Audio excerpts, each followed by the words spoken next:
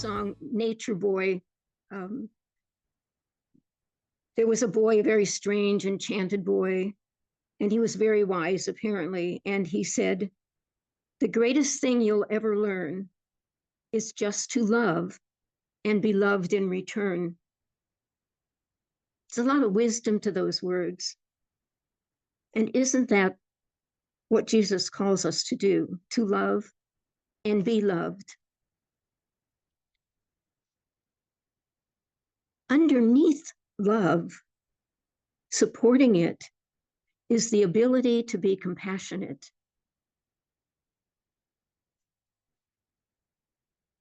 How do you learn to be compassionate?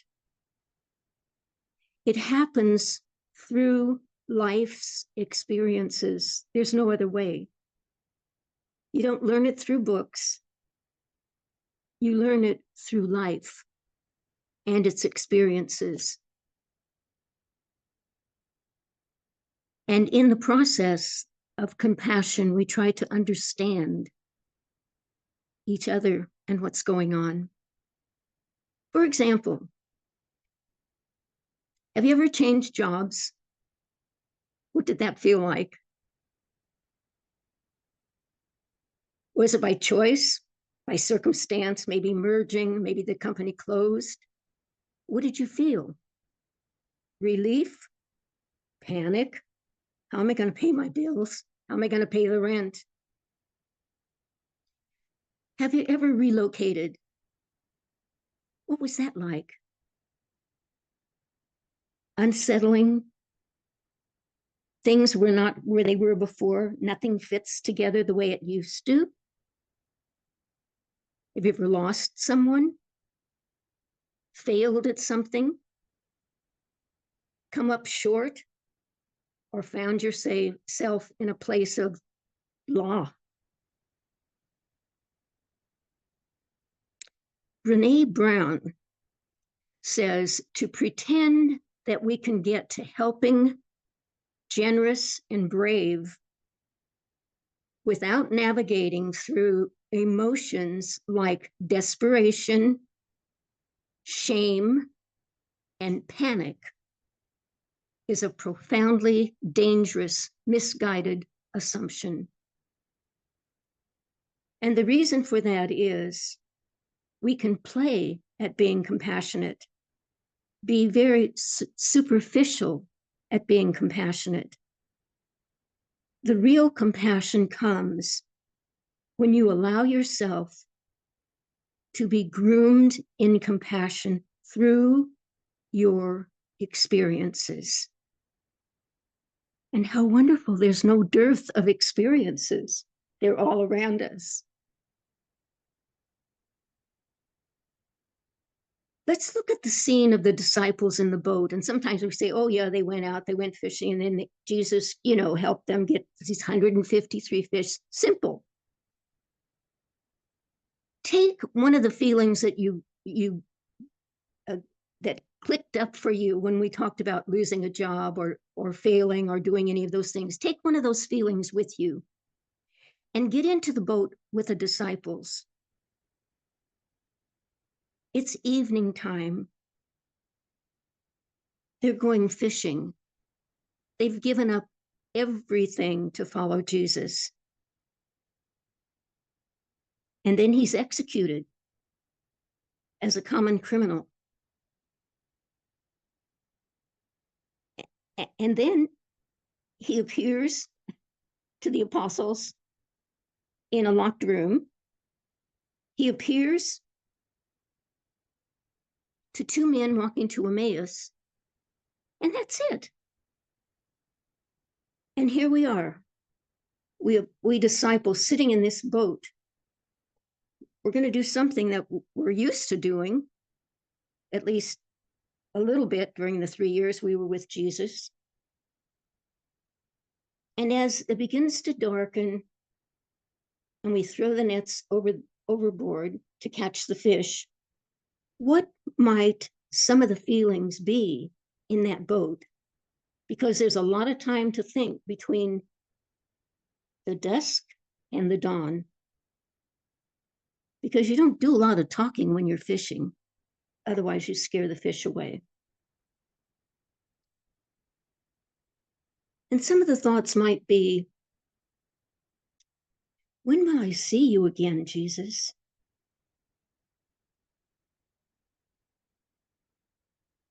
Are you really God?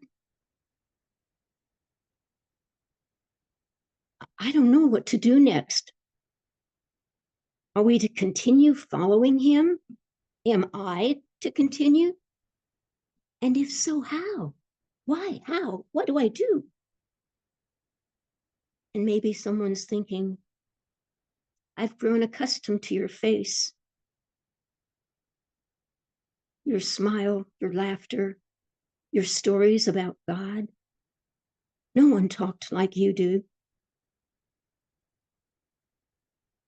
It's time now to pull in the nets and throw them out again and again throughout the night. Where am I? What am I to do? There seems to be no answer, no predictability, nothing. Ah, at last, the dawn. Who is that on the shore? And a question comes. Do you have any fish? What an embarrassing question to ask, in a sense. And the answer is a very simple no. Throw your nets one more time. And something wonderful happens.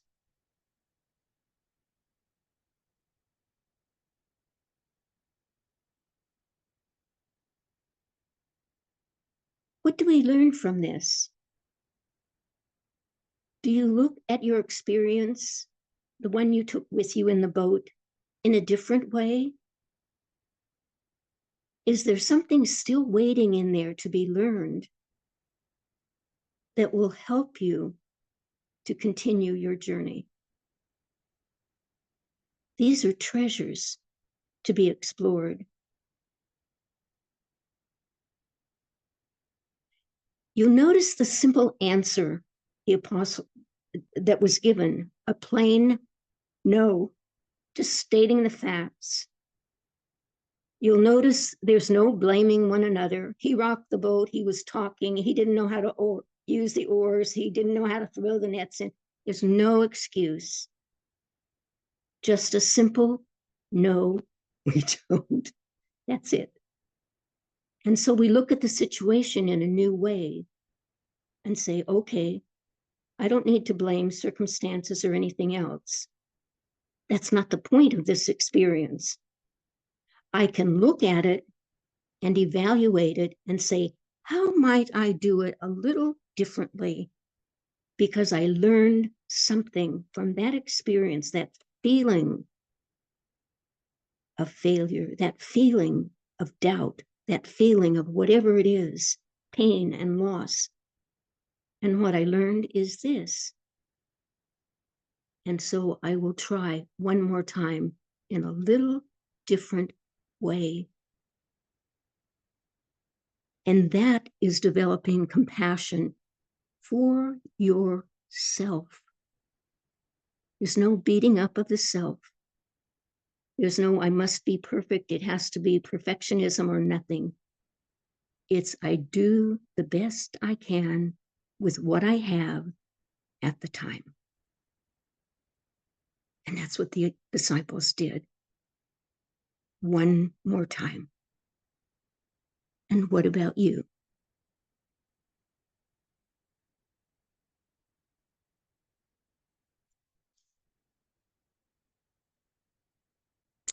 Let's go to another level of compassion. And again, looking at Brene Brown's definition to say, to pretend we can get to helping, generous, and brave without navigating through tough emotions like desperation, shame, and panic is really dangerous. What happens when we try to be compassionate toward other people? Our first response sometimes is to try to fix it, make it better, make it go away, assure the person that everything's going to be okay, God's going to take care of it, don't have to worry about it. Who are we to say all those things?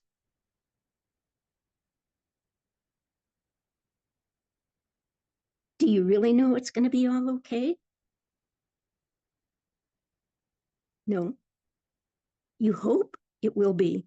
And oftentimes in compassionate, it becomes something superficial. If it becomes something superficial, you're depriving the person of being where they are. You want to make it better so you won't have to worry about them. You want to make it better because you love them and you don't want them to suffer anymore. You cannot rush the grief and the pain and make it go away.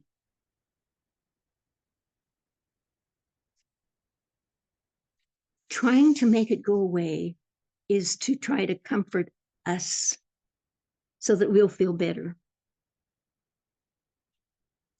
I'd like to share with you a poem that I wrote about suffering. Who can enter my place of pain? Who can ease that physical place where pressure is unbearable?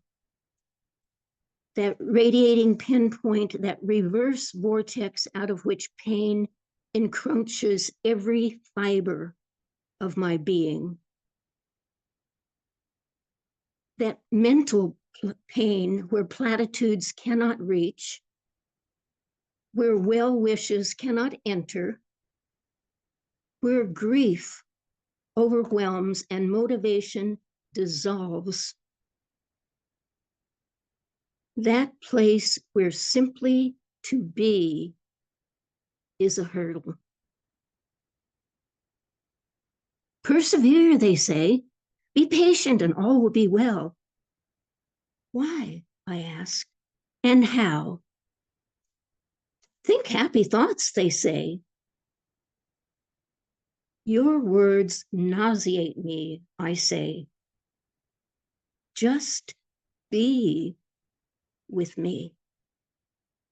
No words of pity, no words of understanding, no words of humor or joy. Just be with me, and I will not be alone. For that is all I need today.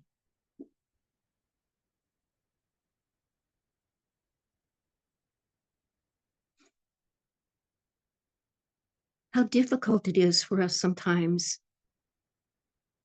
to realize all we need to do is be with the person.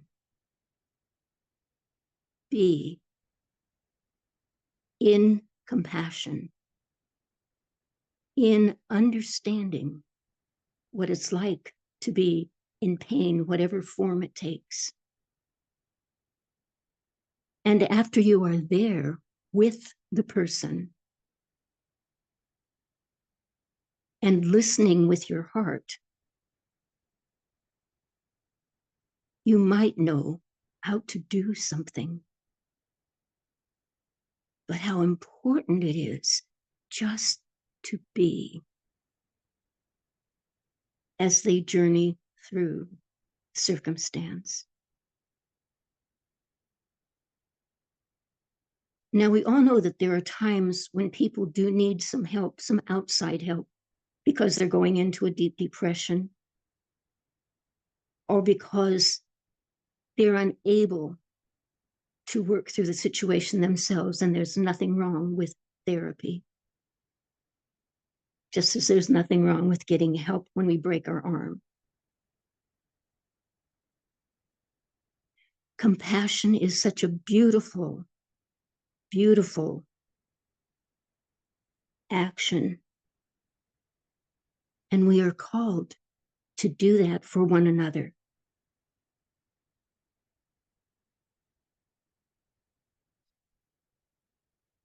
So we are compassionate toward others, whatever form it takes. And we're compassionate in other external things. Maybe somebody needs some help with gardening, somebody needs some help cooking, somebody needs some help doing something. That we know how to do, and we can do that well. But that deeper level also needs to apply to us, to ourselves. Oftentimes we think ministry, this is the work that I'm doing for God. This is how I am salt for the earth and light for the world, by doing these good things. Yes. But sometimes you need to look at it toward yourself. We're all asked at some point or another to do something, to create a program, to work on a project, to do whatever it is, whether it's at work or at home or whatever it is. And so you say, okay, yes, I'll do this, and I do the best I can in the circumstances that are here, the best I can in the circumstances. Okay, and you do it. And then one fine day, whoever asked me to do this is, oh, never mind, you don't have to do this. And you're crushed. You spend all this time doing this good work, and it's not going to be implemented, it's not going to be utilized, and you're crushed. So then you need to be compassionate to yourself. You need to say, why did you do the work? Was it because you wanted a thank you from the person? You wanted it to be the answer to the problem that got solved? Or did you do the work because it was your ministry, your way of showing God that you are salt for the earth, light for the world? So that you dedicate yourself. You say, I'm doing this. This is my ministry, Lord. My living is my ministry. Everything I do is my ministry. Everything. Washing dishes, cooking, grocery shopping, cleaning the garage, going to doctor appointments. Everything is ministry. And if you look at it in that context, then you've done the best you can, and it has been received by the holy. That's your relationship with the holy, is the way you work, the way you do everything in your life. And we're not talking about perfectionism. We're talking about doing the best you can with what you have at the time.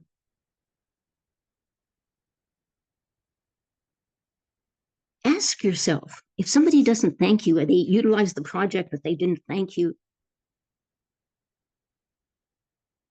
does their thank you change the value of what you did? No. It's nice to receive. Everybody likes to be thanked.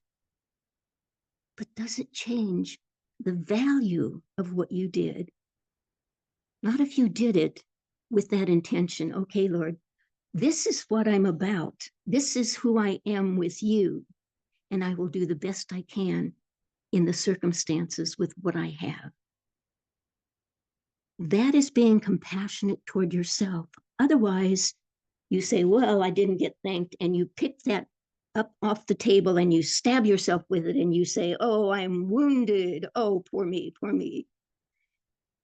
And it happens, and we get ourselves riled up.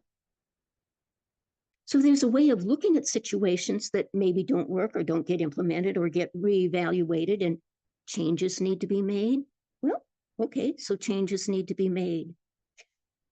But it's not taking it on as a personal affront. It's taking it on, looking at the project and saying, okay, it didn't work well that time, so I need to throw it over on the right side and pull up the net again. So it's looking at the project itself, if it's being evaluated, or saying that part didn't work. Okay, how do we do it together? How do we do it together, and how do we develop that compassion of understanding one another rather than giving negative intentions to others? That's compassion.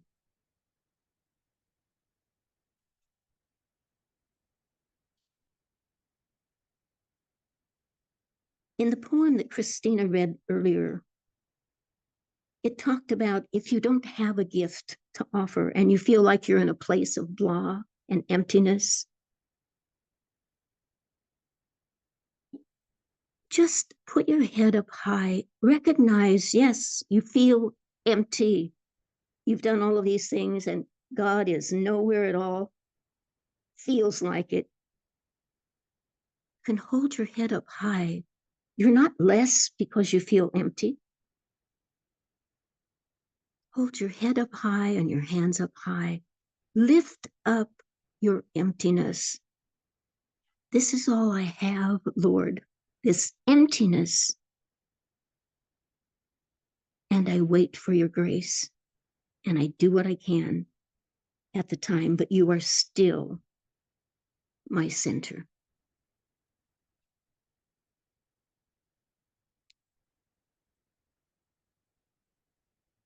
And just remember, the disciples picked up 153 fish and the net was not broken, which means, of course, God's abundance and love and guidance are not limited to one fishing net. The timing was right. The place was right.